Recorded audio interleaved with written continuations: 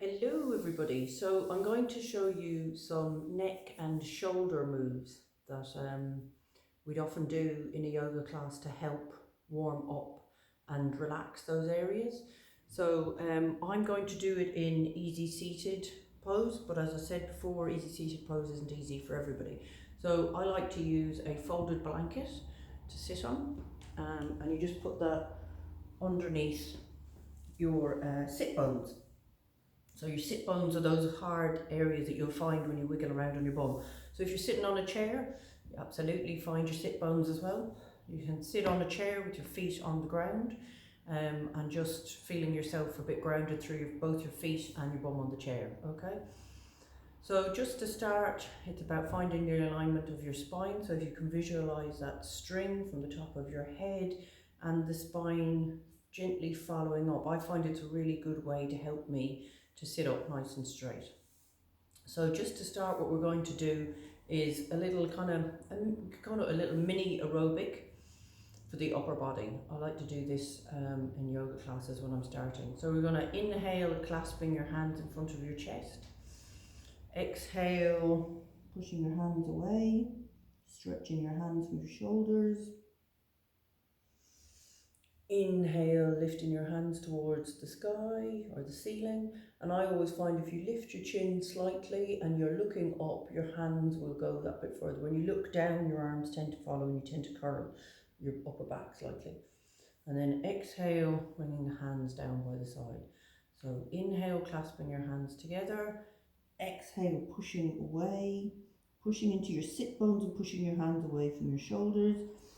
Inhale, bringing your hands towards the sky or the ceiling, pushing into your sit bones, and exhale and bringing your hands down. Now the next time when we do it, we usually all have a way that we comfortably cross our fingers, cross our arms, cross our legs, whatever. When you become aware of this, I find it quite interesting. So what I want you to do is I want you to cross it the other way. So for me, my comfortable way is my left thumb on top. So what I'm going to do is cross my fingers and my thumb, so my right thumb is on top. What this does is helps to stimulate the left-right brain, and also taking ourselves out sometimes of a little pattern of comfort can help and be kind of quite stimulating. So inhaling, crossing your hands, we call it in the less comfortable way. Exhaling, rounding forward. Pushing into your sit bones at the same time, pulling your hands away from your shoulders. Inhale, hands to the ceiling, looking up, chin up. Exhale, bringing your hands down. One more time in your comfortable way. So that for me, that's my left thumb over right. Exhale. Pushing into the sit bones, pulling your hands away from your shoulders. Inhale, hands to the ceiling, chin up, looking up.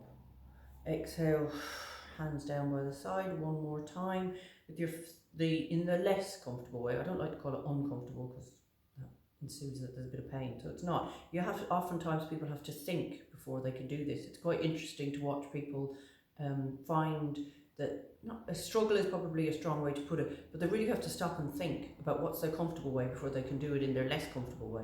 And it's an interesting thing, but the more you practice it, like everything else, the more easily it will flow. And if you begin to be mindful of it, you'll find there's lots of things we do in the same way all the time. We've just gotten into the habit of doing it that way, and sometimes when you have to stop and think about doing it in a different way, well, it can make us feel a little bit uncomfortable. It's not necessarily a bad thing. From discomfort, sometimes we have growth.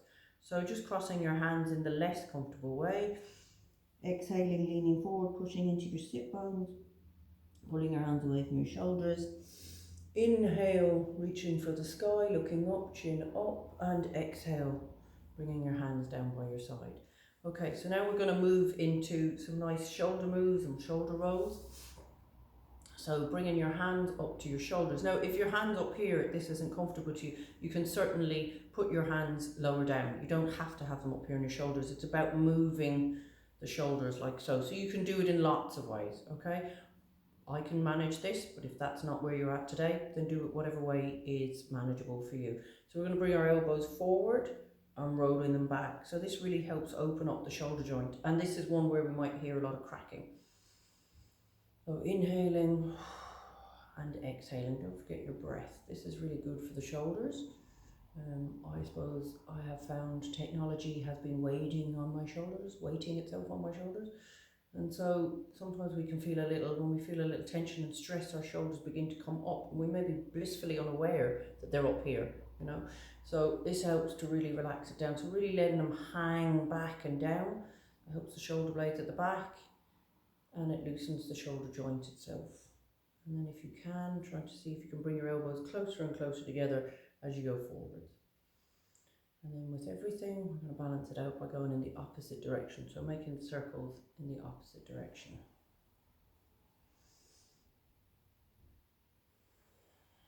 And inhaling, bringing them up.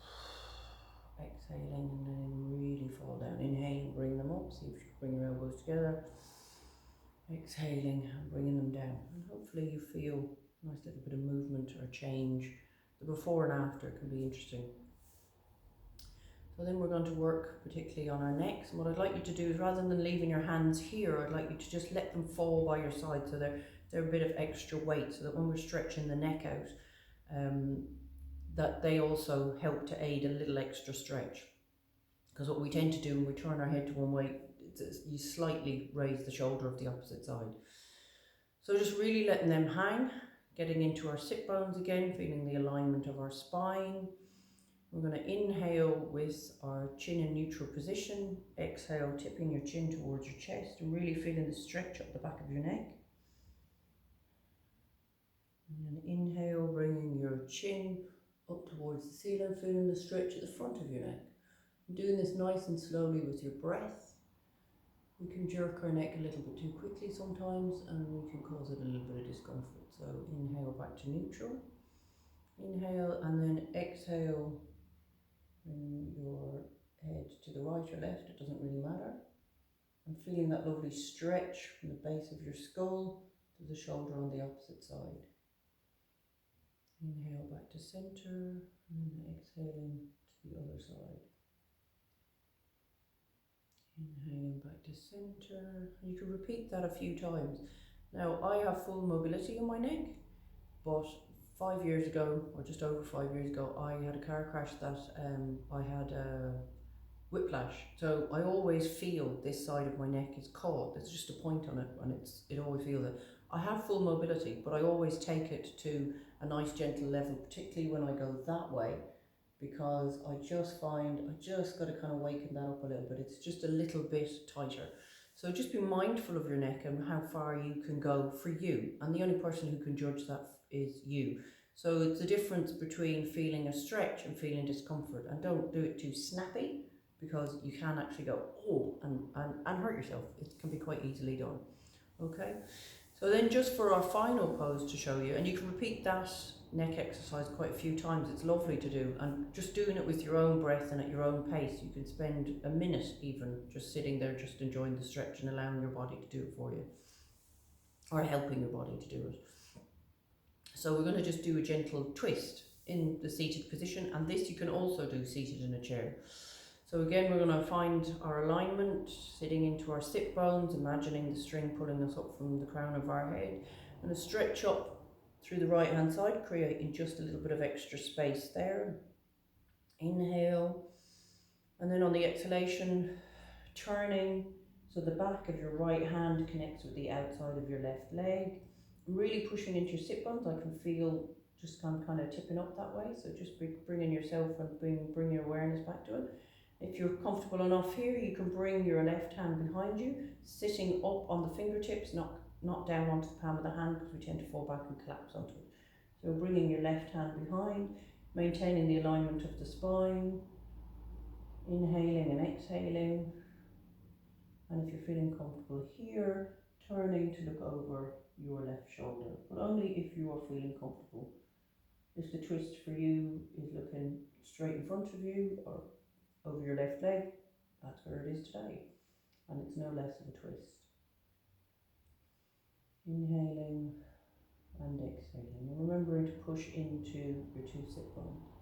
And on the next inhalation, we're going to bring ourselves back to center, find ourselves in neutral, stretching up through the left side. Inhale, twisting on the exhale, and bringing your left hand to connect with the outside of your right leg.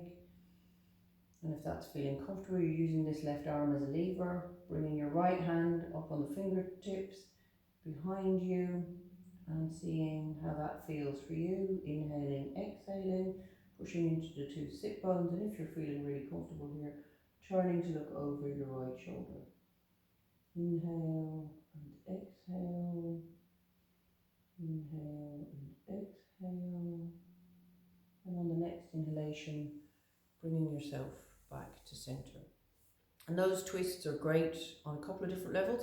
They gently twist your spine, which can help to just create a little bit more flexibility in it. Your alignment, and also what happens here in the abdominal region is it compresses the organs of the abdominal region when you twist, and then when you undo the twist, it allows and releases and allows for a little bit more space, which can be wonderful.